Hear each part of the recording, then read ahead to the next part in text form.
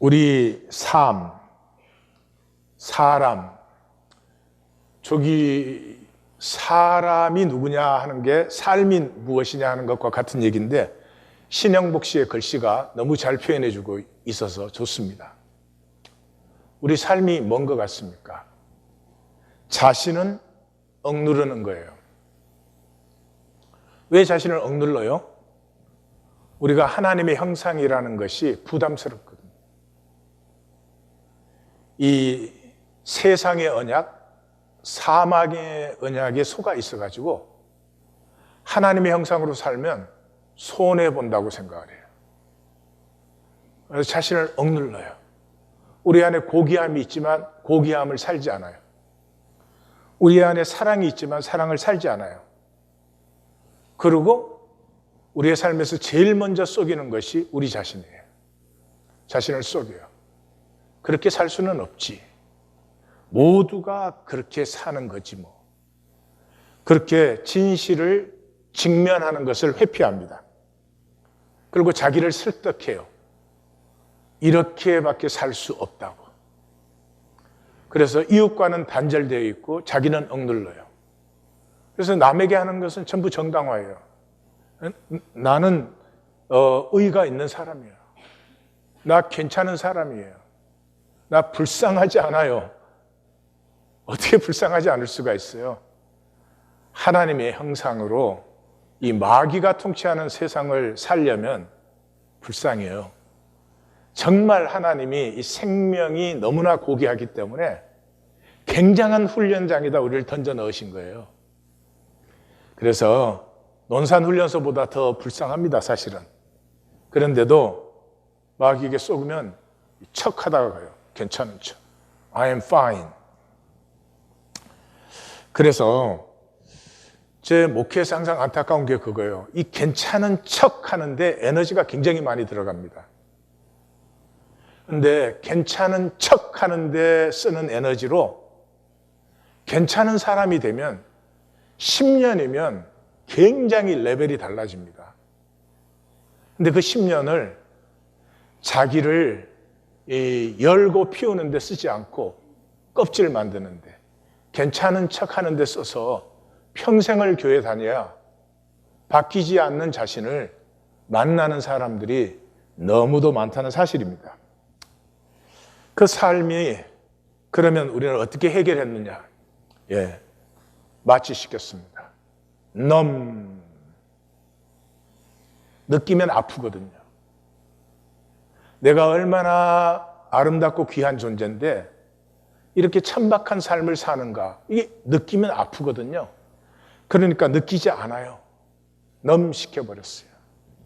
너무 무겁고 삶은 너무 오래되었고 소망도 없고 교회를 나오면서도 자기가 정말로 새로워질 수 있다는 걸 믿는 사람은 참 드물어요. 자기를 지키려고 나오지. 자기가 그동안 만든 것을 가지고 사람들에게 인정받으려고 나오지. 내가 본질적으로 새로워질 수 있다는 것을 믿고 그것을 향해서 나오는 사람은 참으로 드물다는 것이에요. 또 그래도 살아야 되니까. 그러니까 시켜놨어요. 그래서 예레미야 선지자는 그들이 가증한 일을 행할 때 부끄러워하였느냐? 아니라 조금도 부끄러워하지 않을 뿐 아니라 얼굴도 붉어지지 않았느니라. Didn't even blush. 이 말은 무슨 수치를 느껴야 되는데 수치를 느끼지 않고 그것도 우리의 삶에 당연한 일이에요. 그런데 자신을 억눌러 버려서 자신이 자기를 상실해 버렸어요. 인간의 출발점이 수치심입니다. 동물은 수치를 느끼지 않죠. 근데 자기를 마취시켜서 시켜가지고 수치를 느끼잖아요. 그렇게 사는 거지 뭐. 거짓되어도 수치스러워할 줄 몰라요. 교회를 나와서 모든 사람을 속이고 있으면서도 수치스러운 것을 몰라요. 그냥 그게 드러날까 봐 두렵기는 하지만 수치를 느끼지 못하는 얼마나 통렬한 선지자의 말씀인가 싶어요. 그래서 우리는 다 이렇게 되었습니다. 돈만 좀 더 있으면, 경기만 좀 좋아지면, 뭐만 가지면, 뭐만 되면 존재는 변하지 않는데 그냥 항상 그 조건과 상황만 어떻게 바꾸면 좀 편해질 것이라고 생각을 합니다. 이런 삶을 종교는 정당화해 줍니다. 그래야 사람을 모을 수 있으니까. Can do faith. 하나님 안에서 할 수 있어, 할 수 있어, 할렐루야. Smile, God loves you. Jesus Christ has saved you. 그 모든 것을 무엇을 위해서? 상황을 위해서. 존재를 새롭게 하시는 하나님의 말씀을 가지고 하나님 잘 믿으면 건강하게 해주십니다. 문제 없게 해주십니다. 모든 것을 조건과 상황에 써버리고 교회를 평생 다녀도 존재가 새로워지지 않는 비극적인 상황이죠. 그래서 선지자는 더 나아가서 얘기합니다. 그들이 내 백성의 상처를 가볍게 여기면서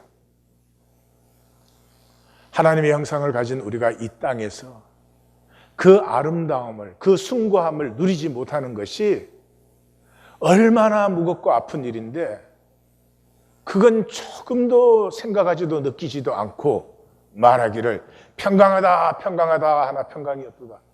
구약의 샬롬이라는 것은 우리 신약으로 말하면 구원입니다. 구원받았다, 구원받았다 해주는데 구원이 어디 있느냐? 너는 이것이 여호와의 성전이라, 여호와의 성전이라, 여호와의 성전이라 하는 거짓말을 믿지 말라. 교회는 그리스도를 머리로 한 몸이 되는 것입니다. 한 생명이 통하게 되는 것입니다. 그리스도의 인격이 나타나는 매개체입니다. 그런 본질이 하나도 없는데 여기 뭐 목사 직분자 세워놓고 조직해 놓으면 교회라고 다 그럽니다. 결국 우리에게 남은 것은 무기력, 조소적, 믿어봐야 뭐 되는 거 있나, 포기적. 교회를 그렇게 열심히 나오면서도 자기가 진정으로 존재 자체가 새로워질 수 있다는 것을 믿지 못해요. 가슴이 텅 비어있기 때문에. 빈 가슴 증후군이에요. 가슴이 비었다는 말은 사랑이 없다는 말이에요. 사랑에서 뜨거워지고 충만해지고 에너지 레벨이 솟아나는 것이에요. 그런데 겨우겨우 하루를 만들어갈 뿐이지 생명이 솟아나서 피어나는 삶을 전혀 모릅니다. 이 사랑이 없는 빈가슴 증후군의 유일한 치유는 십자가뿐입니다. 오늘은 그 얘기를 하고 싶습니다. 본문은 사망의 사람들을 얘기하고 있습니다. 사망의 사람들이라고 하는 것은 현실에 목매달고 현실뿐인 사람들. 다시 말해서 현실과의 언약이 전부인 사람들. 열심히 해서 잘 되면 그건 네 거야. 네가 다 지킬 수 있는 것이야. 존재의 본질은 보이지도 않고 느끼지도 못하고 알지도 못하고 오로지 조건밖에 안 보입니다. 사람을 봐도 네 조건이 좋으냐 내 조건이 좋으냐, 네가 더 잘났냐 내가 더 잘났냐, 이 구도를 벗어나지 못하는 것이죠.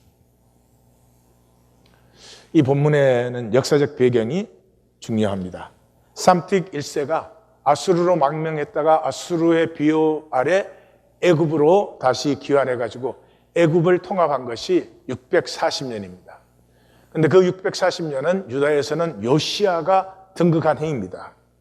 요시아가 등극했다는 것은 유다 역사를 아시는 사람은 이제 멸망 앞에 서 있다 하는 것이에요. 요시아 왕이 끝나고 나서는 뭐 여호아하스, 여호야긴, 시드기야 이런 왕들이 있었지만 그 여호아하스하고 여호야긴은 1년도 못 있었고요. 시드기야는 마지막에 10년 있었지만 그 10년은 왕으로서 10년, 나라로서 10년이 아니라 그저 무너지는 자리에 그런 체계가 있었을 뿐이고 실제로는 요시아 왕과 여호야김의 시대로 막을 내리는 것이에요. 근데 이 시대가 애굽이 통합되고 힘이 있는 것 같으니까 친애굽주의자들이 득세를 하고 여호야김 때는 주류가 됐죠. 근데 친애굽주의자들의 속셈은 자기 권력이에요, 자기 권력. 예, 아수르와 바벨론은 이제 그 통치를 하면은 직접적으로 개입하고 강압적인 통치를 합니다.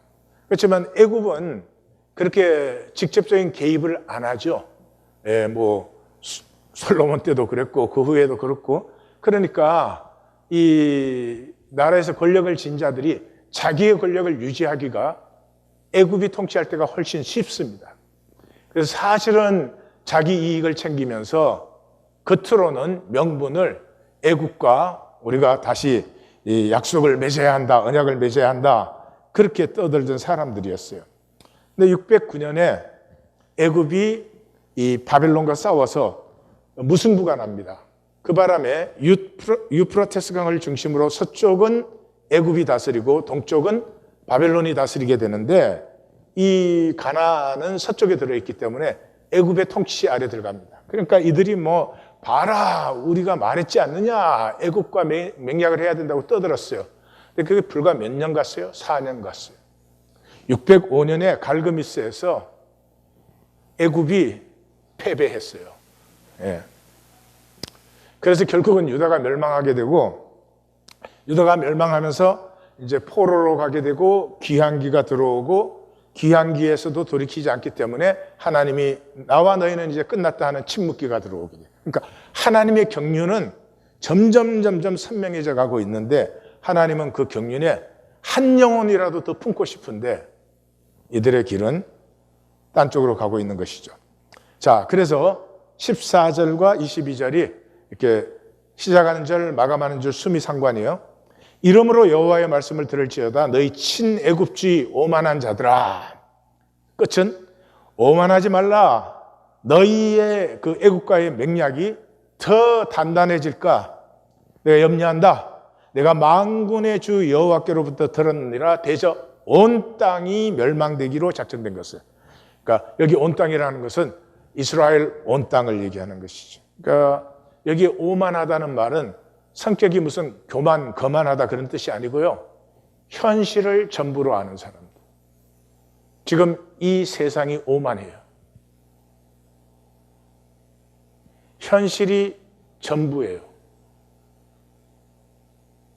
돈 없으면 막 무시해요.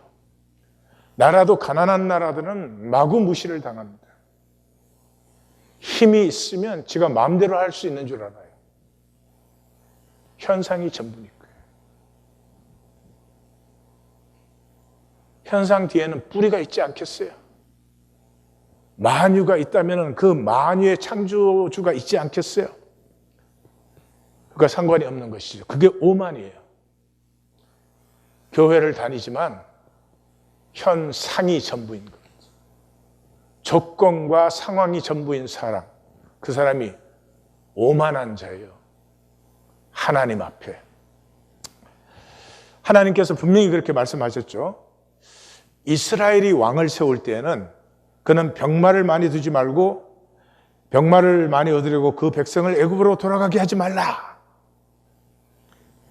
신명기를 보면은 이스라엘의 왕은 특별히 세 가지 하면 안 돼요. 검은 보화를 많이 쌓으면 안 돼요. 두 번째, 장가를 여러 번 가면 안 돼. 세 번째, 이 병마를 많이 두면 안 돼. 그러면 그 세 가지 안 하면 무슨 재미로 왕하는 거지? 성경 읽을 때 그런 질문 안 드세요? 왕이 뭐 검은 보화 잔뜩 가지고 뭐 여자 거느리고 뭐 군대 거느리고 그게 왕이지. 아니 어떻게 하나님은 왕이 그거 하지 말라고 해요. 근데 뭐라고요? 왕은 그냥 형제 중에 하나야. 왕이 할 일은 딱 한 가지야. 토라를, 하나님의 말씀을 침상 곁에 두고 그걸 잘 읽고 깊이 묵상해. 그 안에 생명길이 있어. 근데 이 말을 못 알아들어요. 현상의 사람은 못 알아들어요. 그래서 이번 주 본문에서는 친애굽자들이 우리가 사망과 소울과 맺은 언약이 우리를 지켜준다. 그러니까 하나님이 아니다. 너희의 생명을 지키고 세우는 것은 정의와 공의의 언약이다. 그래서 너희 언약은 멸망하게 된다. 그래서 여호와의 역사가 일어날 때 여호와의 백성에게 여호와의 역사가 이상하고 낯설어진다. 이것이 이제 오늘 본문이에요. 그럼 15절로 들어가 보면 우리가 사망과 언약하였고 소울과 맹약하였다. 넘치는 재앙이 밀려올지라도 우리, 그리고 세 가지를 선포해요. 이게 이제 제사 용어인데요. 우리에게 미치지 못한다. 우리가 피난처로 삼는다. 우리가 그 안에 숨는다. 근데 선지자는 너희가 피난처 삼는 것 거짓 피난처고 너희가 숨는 것 허위 아래 숨는 거야. 이렇게 이제 이 선지자가 선포하는 거죠.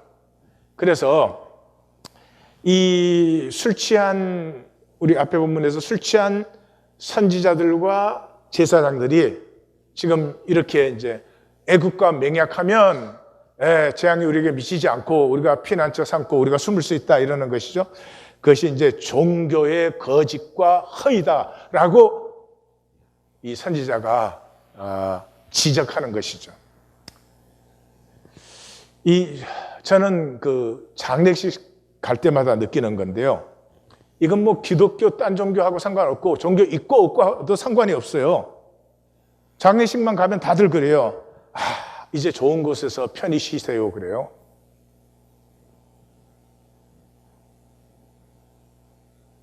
이 거짓에 인류가 다 쏘가 있어요.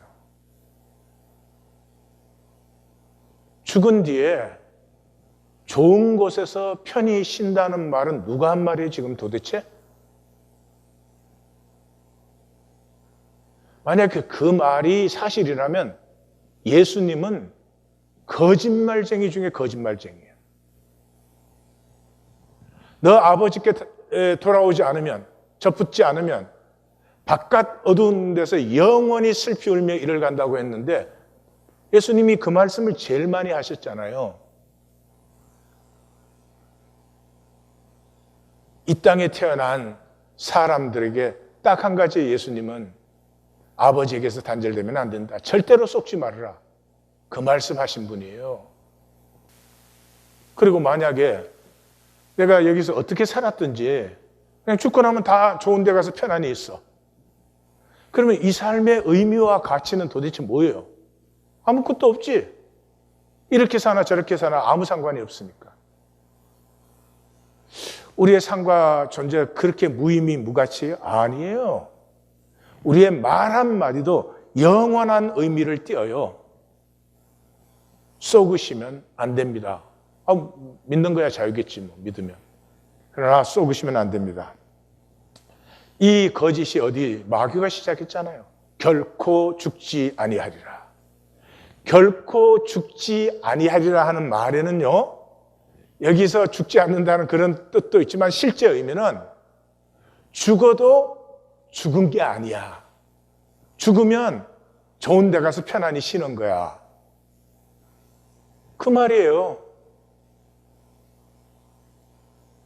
근데 뭐 하여튼 뭐 기독교가 됐든 불교가 됐든 뭐 이슬람이 됐든 무종교가 됐든 장례식만 가면 도대체 누구한테 듣고 저 말을 하는 것일까? 예? 이제는 좋은 데서 편히 쉬십시오.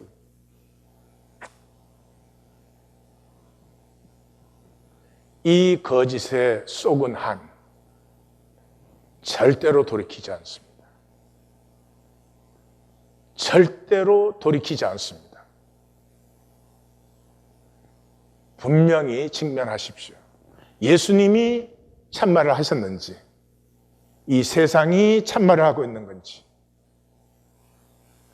내가 죽으면 좋은 데 가서 편히 있는데 뭐 하려고 지금 삶에서 돌이킵니까? 힘들고 어려운 이때까지 살아온 삶인데. 성경은 결코 죽지 아니하리라 하는 마귀의 말에 대해서 그리스도 안에서 죽어라라고 말합니다. 죽어야 된다. 그래야 새 사람이 피어나고 속 사람이 피어나요.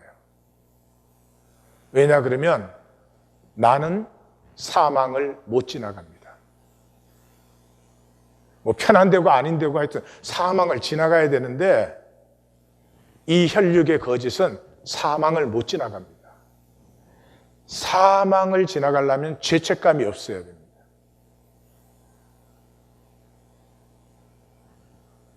죄의 권세는 사망이라고 했죠. 죄책감이 있으면 사망에게 삼켜버리죠. 지나갈 수 있는 것이 아니고. 죄책감이 없으려면 용서받은 자라야 됩니다. 그런데 그 용서는 하나님이 원하고 구하는 자에게 다 주시는 것이에요. 근데 용서를 받지 않아요. 용서를 받으면 내 삶을 돌이켜야 되니까. 용서받은 자는 반드시 새로워져요. 새 삶을 살게 되어 있어요. 용서받았는데 그대로 살 수가 없죠. 그래서 사도 바울이 이것의 대가예요.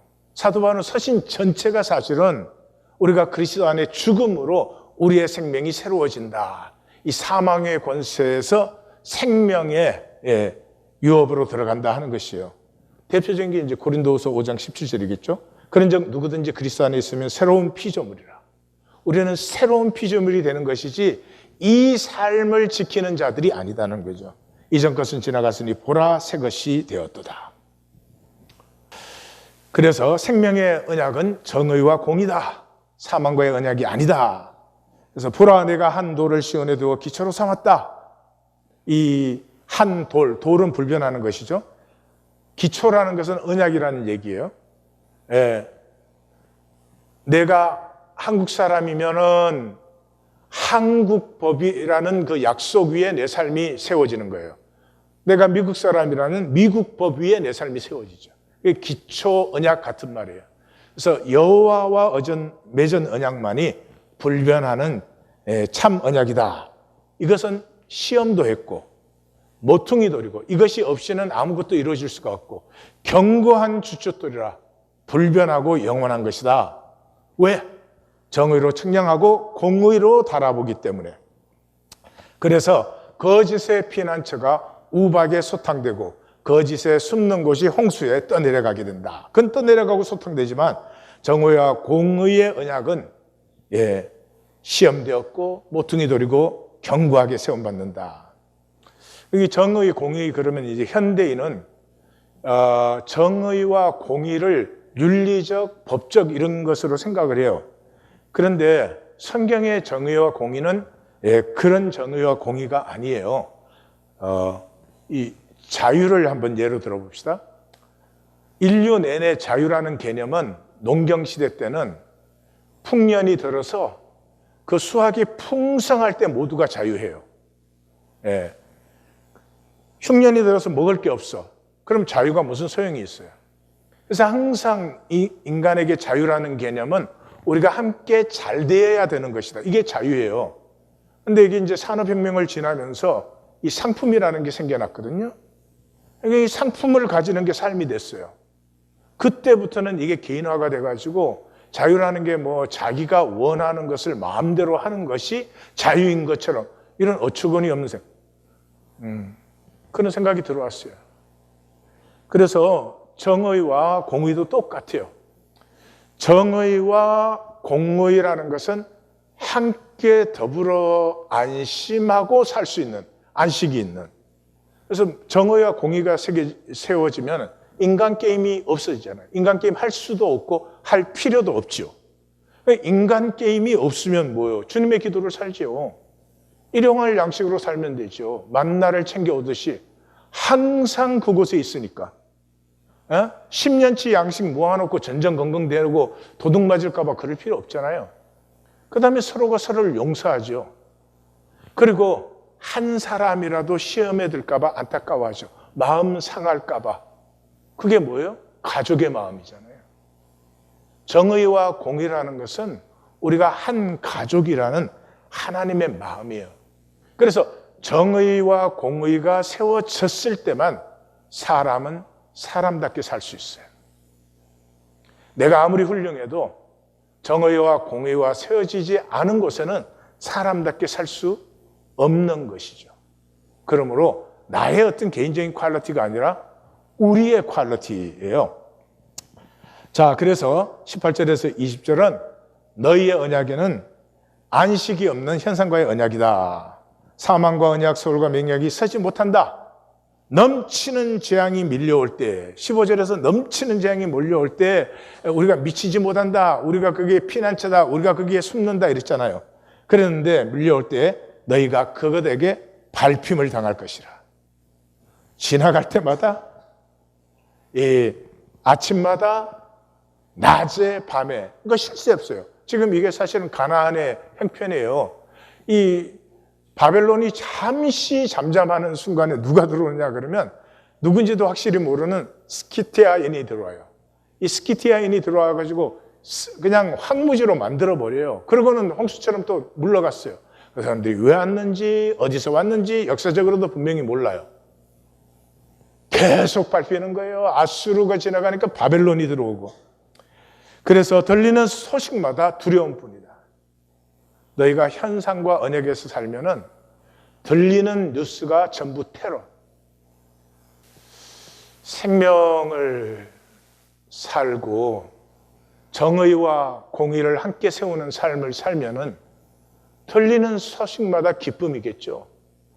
아픔이 있으면 누군가 함께 해주고, 문제가 있으면 누군가 와서 손을 잡아주고, 그렇게 살겠죠. 스스로 단절을 지켰으니 이게 모든 게 이제 두려움의 소식이 되어버렸죠. 그래서 누울 수 없는 침상이요, 덮을 수 없는 이불이 되었다. 여기 침상과 이불은 안식을 얘기하는 거예요. 안식. 예, 더 이상 안식이 없어요. 금생에도 없고 내생에도 없어요. 내가 열심히 하고 잘하면 내가 내 안식을 지킬 수 있다. 우리의 거짓 계산. 생명을 버리고 생존을 사는 이 거짓 계산 속에서 안식을 박탈당한 삶을 살고 있어요. 그래서 21절, 여호와께서 브라심산같이, 브라심산에서는 하나님과 다윗이 친구같이 같이 해요. 그리고 기브온 꼴짜기같이, 기브온 꼴짜기에서는 하나님이 이루시는 일에 이 백성들이 품은 받아서 완전히 몰입되어서 시간이 중지해 버렸어요. 이게 우리 삶의 제일 행복한 시간이에요. 하루를 시작하면 뭔가 하나님과 동행하다 보니까 그냥 그 자리에 몰입되어서 그 피어나는 하나님의 역사를 누리느라고 언제 시간이 갔는지 모르겠네. 이게 하나님을 믿는 거예요. 사랑하는 성도님들, 이게 하나님을 믿는 거예요. 하나님과 친구처럼 동행을 하면서 하나님이 하시는 일에 내가 같이 부르심을 받아서 거기에 몰입되어서 살다 보니, 하나님 벌써 부르세요? 조금 기다려봐요. 네, 조금 더 누릴 게 있어요. 이게 하나님의 일이라고요. 그런데 하나님이 자기 일을 행하시리니 그 일이 이상한 일이 되었고, 하나님이 자기 사역을 이루시니 그의 사역이 낯선 일이 되었어요. 자기 백성에게. 자기 백성이 아닌 것이죠. 하나님께서 이스라엘과 친구가 되고 보호하시던 게 하나님의 일이었는데, 하나님이 이제는 자기 백성을 치셔야 됩니다. 왜요? 현실과 언약을 맺어가지고 입술로는 하나님 하나님 하지만 하나님에게는 관심도 없고, 하나님은 실제 변수도 아니고 유일한 변수는 돈뿐이고 깨어나질 않아요. 깨울 수밖에 없는 일이 되었다. 그래서 구약시대나 신약시대나 문제는 뭐예요? 부르심을 받았는데 하나님이 부르셨다는 건 얼마나 복된 일이에요. 그 부르심 받은 것을 특권으로, 기독교 특권 아니에요. 구원의 확신. 유대인들에게는 선민사상. 우리는 하나님이 부르셨으니까 이미 구원받았고 끄떡없고, 그렇습니까? 부르심을 받았으면 부르심의 길을 사는 것이죠. 그 높고 가치 있고 숭고한 길을 살다 보니까 여호수아처럼 몰입되어 버리는 것이죠. 이 세상은 천박하고 시끄럽고 그래도 하나님의 부르심을 받아서 하나님의 일에 붙들림 받은 사람은 몰입. 그래서 예수님은 부르심을 받은 자는 수도 없이 많지만 택함을 입은 자는 정말로 지극히 적다. 그러면 생존의 사람은 왜 사망과 언약을 맺으며 또 사망과 언약했다는 것이 무슨 얘기인지 좀 자세히 보십시다. 이 생존의 삶에는 역설성이 있어요. 우린 전부 거꾸로 살아요. 본질 세계를 만날 때까지, 우리의 생명이 열릴 때까지는 거꾸로 살아요. 예를 들면 우리에게는 이 단추가 두 가지가 있어요. 빨간 단추가 있고 파란 단추가 있어요. 파란 단추는 이런 거예요. 이렇게 눌러주면은 아직 당신의 시간이 임하지 않았어요. 당신 안에 귀한 것이 있어요. 하나님이 그것을 반드시 이루어낼 것이에요. 저는 당신을 보면 소망이 생깁니다. 이런 단추예요. 또 이 빨간 단추는 이런 거예요. 아니 도대체 제대로 하는 게 뭐 있어요? 에? 아니 우리가 지금 이민 온 지 몇 년인데 집도 없어요. 뭐 등등 그런 단추예요. 그럼 결혼을 했어. 그럼 서로 파란 단추만 서로 눌러주면은 에너지가 소생되고 잃어버렸던 자신감이 회복되고 기가 살아나고 그럴 텐데 죽으라고 빨간 단추 누르네? 여러분 똑바로 살고 있다고 생각되세요? 잘 보세요. 이 생존, 사망의 언약은 사실은 모든 걸 거꾸로 해요. 내가 현상에 신경 쓸 동안에 현상은 어차피 변하고 없어지는 거잖아요. 현상이 조금 어려워도 하나님이 내게 주신 생명, 본질에 그 에너지를 투자하면은 우리가 얼마나 새로워지겠어요. 그래서 생존의 사람에게는 모든 것이 거꾸로 보여요. 예수님이 자기 목숨을 얻는 자는 잃을 것이요 나를 위해 자기 목숨을 잃는 자는 얻으리라. 생존의 사람은 본질은 실제는 전부가 거꾸로 보여요. 왜요?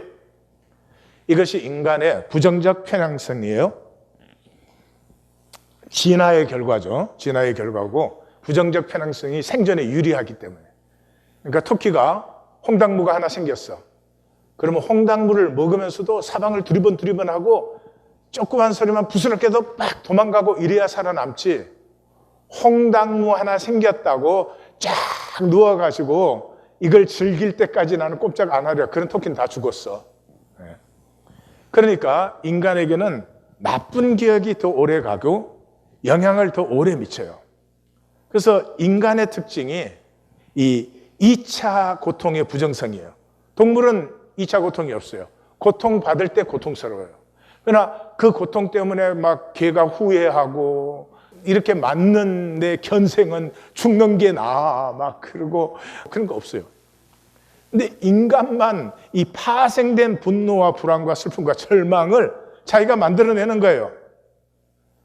내가 실수했다. 실수했구나. 다음번에는 한 번 더 해보지 뭐. 이러면 이렇게 안 되고 왜 실수를 했을까? 나는 항상 실수를 해. 그럼 또 내가 실수한 거 인정하기 싫으니까 네 때문에 실수했어. 막 이러고 실패를 하면 뭐 원망, 분노 이런 게 막 따라와가지고 그래서 석가모니가 그런 거예요. 깨인 자와 안 깨인 자의 차이는 둘째 화살이다. 이 조건과 상황을 살다 보면 첫째 화살은 맞을 수밖에 없어요. 누구든지. 그런데 둘째 화살은 자기가 자기한테 쏘는 거야. 마치 나는 절대로 실패해서는 안 되는 사람처럼, 나는 절대로 잘못 살아서는 안 되는 사람처럼, 나는 아무 흠도 없는 사람인 것처럼 그 가려야 되지 뭐 하여튼. 그래서 지난주에 나누었던 그 바가바드 기타에서는 자신이야말로 자기의 적이다 이렇게 말한 것이. 여기에 핵심 역할을 하는 게 인간 뇌. 인간의 뇌가 뭐를 하느냐 하면은 이야기 제조기관이에요. 그러니까 상황이 전개되기 전에 이야기를 구성해요. 여기 중요한 포인트예요. 여러분 다 이렇게 내가 이렇게 상황을 파악하고 분석하고 이해하는 거라고 생각했죠. 천만의 말씀. 상황과 아무 상관없이 자기가 먼저 이야기를 만들어내는 거예요. 왜냐 그러면 호랑이가 저쪽에서 달려와.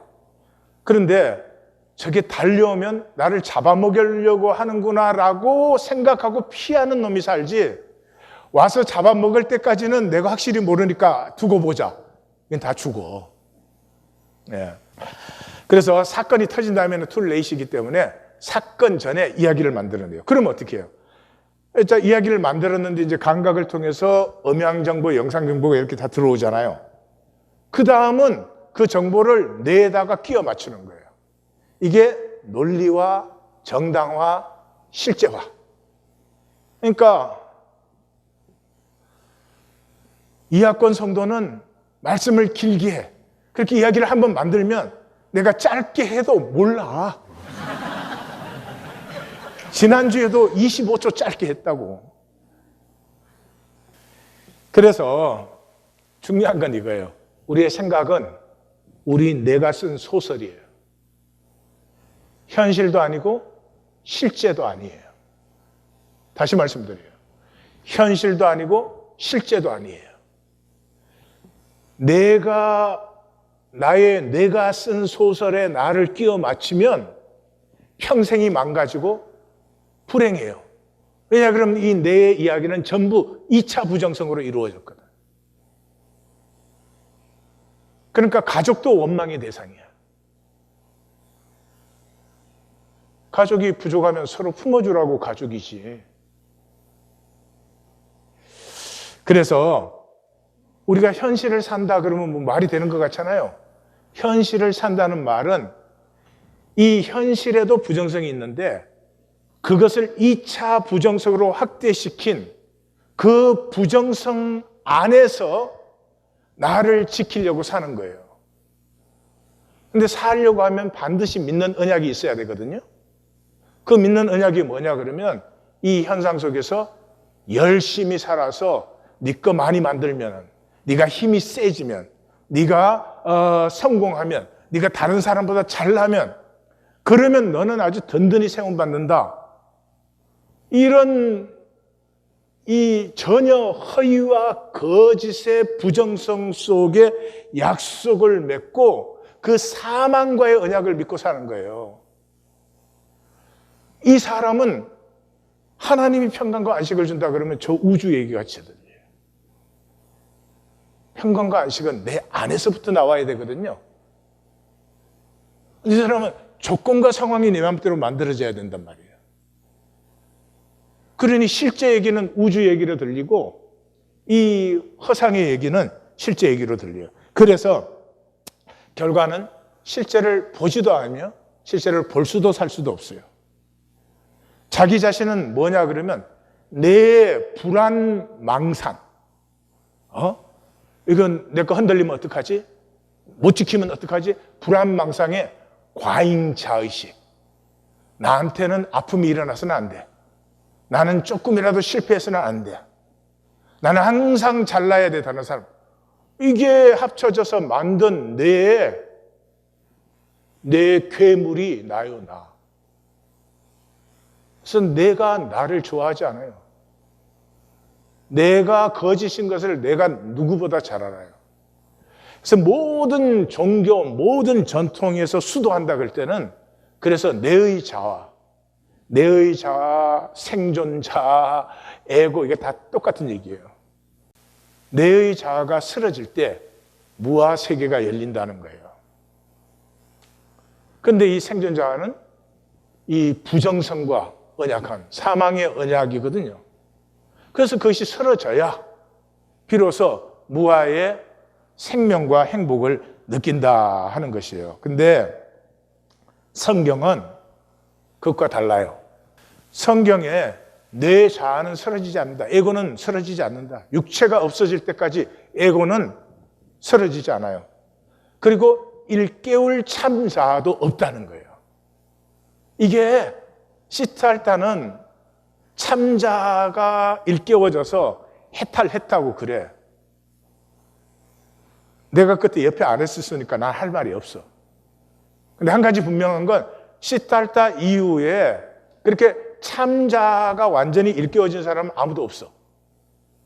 그래서 성철 스님이 무지하게 애를 썼어요. 근데 죽으실 때 씨 쏘갔네 그러고 죽었어. 아니 그 열반송을 그냥 한마디로 줄이면 아씨 쏘갔네요. 다시 말해서 일깨울 참자가 없어요. 예수님의 어프로치는 전혀 달라요. 우리 속에 하나님은 만유에 충만하시잖아요. 무소부지하시잖아요. 근데 우리가 하나님과 단절되어 있단 말이에요. 근데 우리에게 하나님과 연결될 수 있는 여기 서킷이 우리 안에 있다는 거예요. 연결점이 거기 있다는 거예요. 그래서 하나님의 임재와 내 안에 있는 하나님의 형상이 터치만 되면 뿌리에서부터 생명이 솟아나는 것이지 내 자신이 잘 사느냐 못 사느냐 그런 문제가 전혀 아니라는 거예요.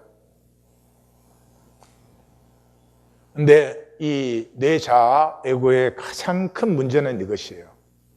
마음이 결정되어 있어요. 자기가 만든 얘기잖아요. 자기 소설이잖아요. 자기가 결정되어 있다고요. 그러니까 제가 무슨 말씀을 전거해도 절대로 그게 바뀌지 않아요. 심지어 종교를 바꿔도, 심지어 교회를 바꿔도 그게 똑같이 살아요. 계속 사는 건. 왜냐 그러면 이 내가 만들어낸 자기 소설을 사는 것이에요. 그래서 접붙을 때 내가 나를 일깨우거나 해탈하거나 이런 것이 전혀 아니고 하나님과 접붙으면서부터 근원으로부터 솟아나는 생명이 열리고 피어나면서 내 에고의 영역은 약해지고 줄어들고 소멸되어지면서 내 안에 피어나는 하나님의 생명의 장성함이 자꾸 자라게 된다. 그런 것이에요.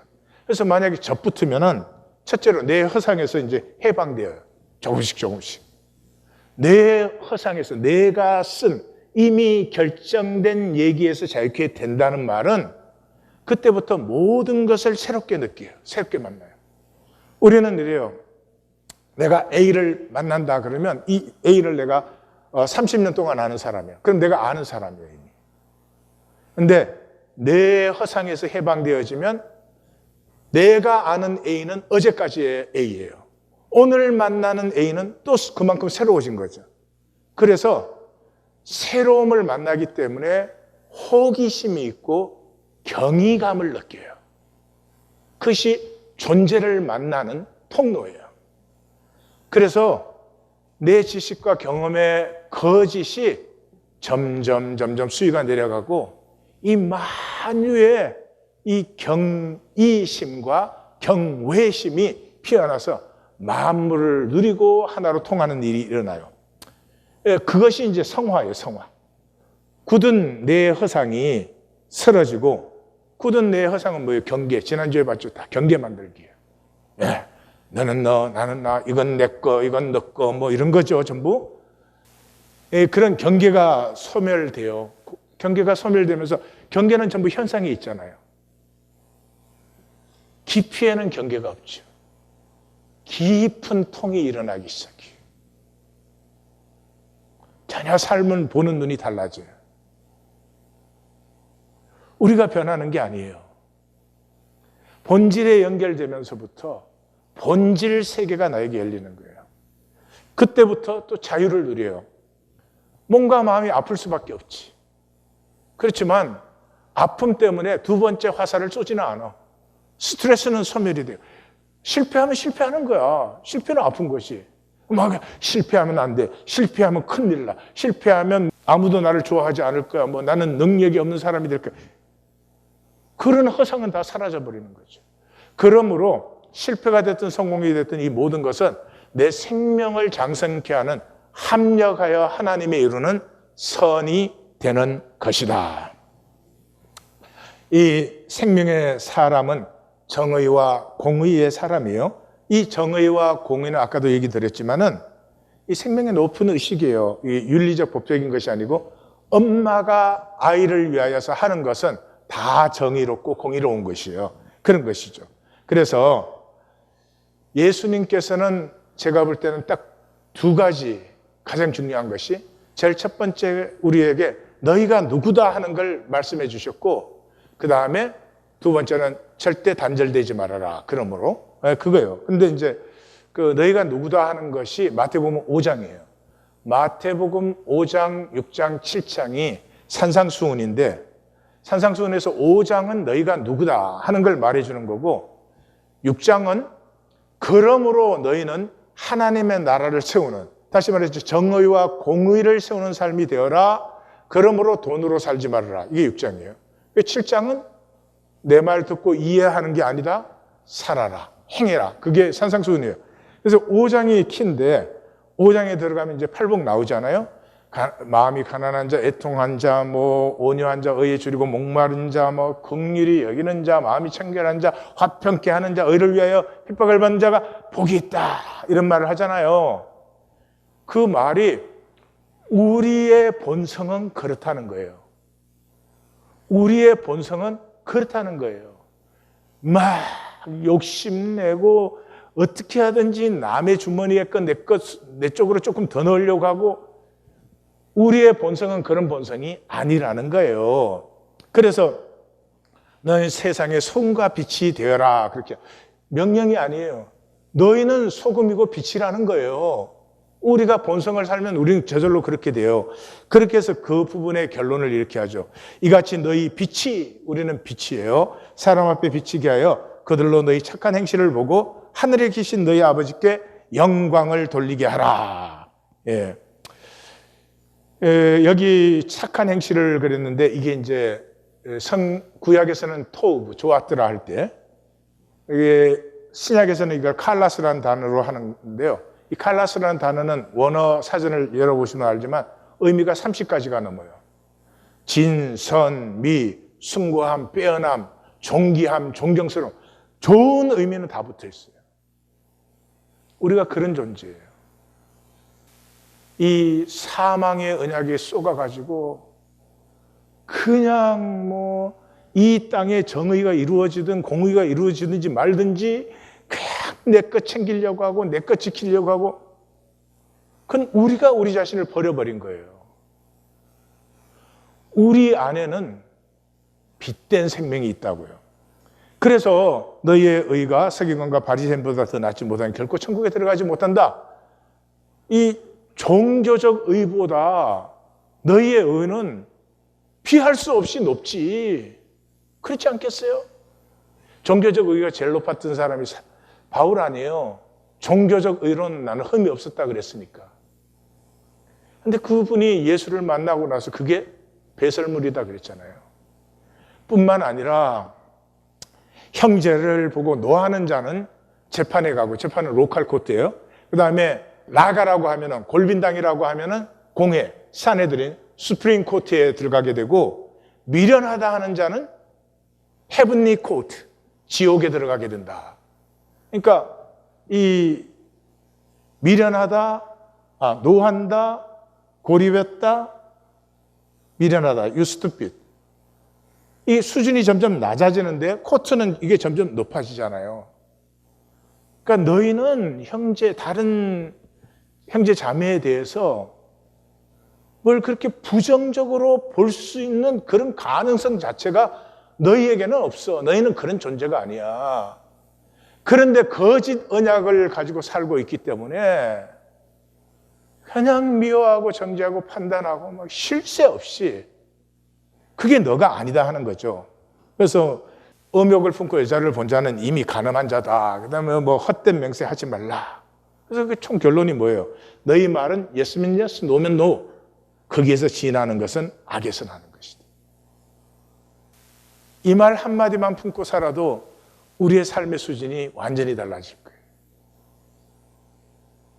그래서 오른뺨을 때리면 왼뺨을 돌려대고, 속옷을 가지려고 하면 겉옷도 주고, 억지로 오리를 가자고 하면 십리를 가고, 원수도 사랑해라. 총결론이 뭐예요? 5장의 총결론이, 그러므로 하늘에 계신 너희 아버지의 온전하신 같이 너희도 온전하라. 얼마나 높은 자의식이에요. 너희가 가진 생명은 이런 생명이야. 너희에게서 피어나는 삶은 이런 삶이야. 그리고 복은 이런 삶이 피어나는 것 아닙니까? 아직도 잠깐 지나가는 생에 내 이익 챙기기, 사망과 언약, 소멸할 현실과의 언약, 나 지키기, 나 챙기기로 살 수 있습니까? 우리가 예수의 이름을 부르면서 그렇게 산다면 불행이라고 생각해요, 저는. 예. 우리야말로 세상 사람들에게 우리 인간이 얼마나 존귀하며 우리가 얼마나 숭고한 가능성을 가지고 이 땅에 태어났는지, 하나님이 우리를 어떻게 창조하시고 어떻게 사랑하셨는지, 어떻게 구원하시고 부르셨는지를 이 세상에 있는 사람들에게 나누어서 이 세상 언약에 쏘가가지고 온 세상이 이렇게 천박하고 지저분해져 있는데, 악해져 있고, 우리에게서 어떤 삶이 피어나야 되는지를 아무도 말하지 않아요, 지금은.